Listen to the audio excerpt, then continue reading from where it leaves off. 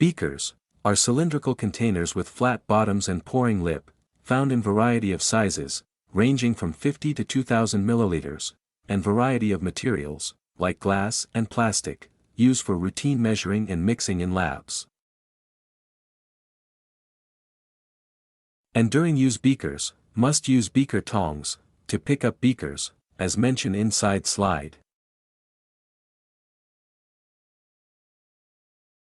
And during work with beakers, pour liquid slowly from beaker, to prevent splashing, and don't fill beaker more than half, when heating, and place beaker at center of open flame, and gradually heat or cool beaker, to prevent cracking, and clean and keep beaker in dust-free and stable cabinet, as mentioned inside slide.